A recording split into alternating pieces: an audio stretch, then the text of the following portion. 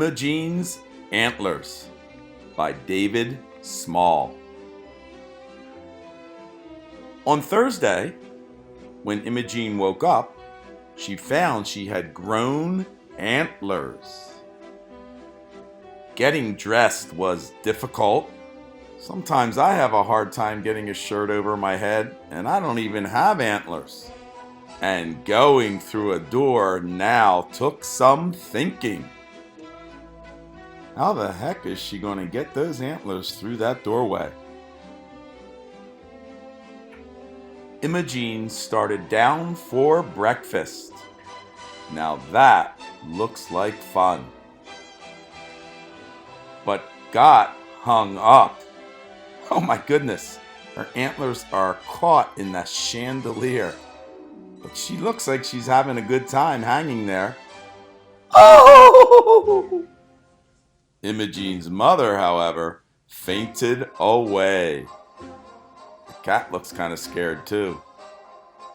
The doctor poked and prodded and scratched his chin. He could find nothing wrong. The school principal glared at Imogene, but had no advice to offer. I'm glad he's not Hillendale's principal. That face would scare me. Her brother Norman consulted the encyclopedia. An encyclopedia is a big book with lots of information in it. This book that I'm reading, Imogene's Antlers, was written about 35 years ago when there was no Google. Nowadays, Norman would have probably Googled it. But 35 years ago, no Google. Norman then announced that Imogene had turned into a rare form of miniature elk. Oh! Imogene's mother fainted again and was carried upstairs to bed. Imogene went into the kitchen. Lucy, the kitchen maid, had her sit by the oven to dry some towels. "Lovely antlers," said Lucy. Boy, those antlers do make a good towel rack, don't they? The cook, Mrs. Perkins, gave Imogene a donut, then decked her out with several more and sent her into the garden to feed the birds. Wow, those are some lucky birds getting fresh donuts. I'm glad to see that they're putting Imogene's antlers to good use. "You'll be lots of fun to decorate come Christmas," said Mrs. Perkins. Those birds are having a feast. And look at all the beautiful birds. I see a cardinal. I see a Baltimore Oriole. I see a sparrow. I see a finch. Looks to me like a tufted titmouse up top. All sorts of cool looking birds and getting some tasty looking donuts. How many birds do you count on the screen? Not just the ones on her antlers, but look at the entire screen.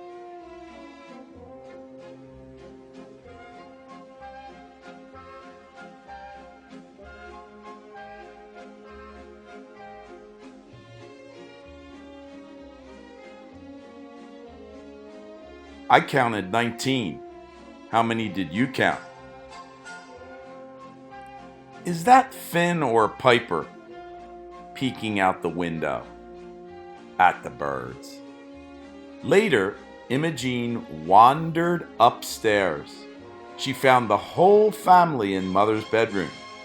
"Donuts, anyone?" she asked.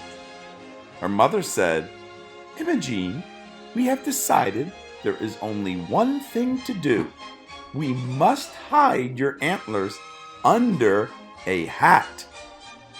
Norman telephoned the milliner. Whoa, there's a fancy word. Milliner. Milliner is a person whose job it is to actually make fancy and special hats just for women. So Norman was on the phone talking to a milliner that was going to hopefully make a special hat for Imogene. Check out that phone that Norman is using. That's called a rotary dial phone. They're sort of fun to play with. I used to use one of those when I was younger. That big book on the table next to the phone where Norman is talking is a phone book. Probably the yellow pages. You don't see too many of those around anymore either.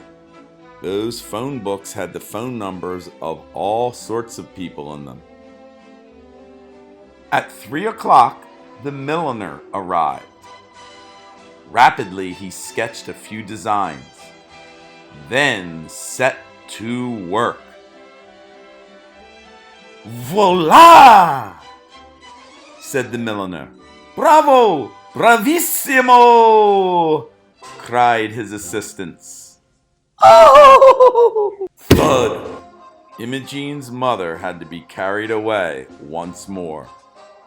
After dinner, Imogene practiced her piano lesson.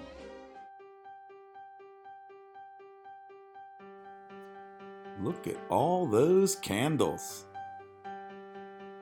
I hope she doesn't set the house on fire. Then yawning, she folded her music, kissed the family, and went to bed. Imogene sighed, remembering the long, eventful day. Imogene looks very happy. I hope she has sweet dreams. On Friday, when Imogene woke up, the antlers had disappeared. When she came down to breakfast, the family was overjoyed to see her back to normal. Until she came into the room. Wow, Imogene certainly has some interesting accessories growing from her body. I really enjoyed reading this story. I hope you enjoyed listening.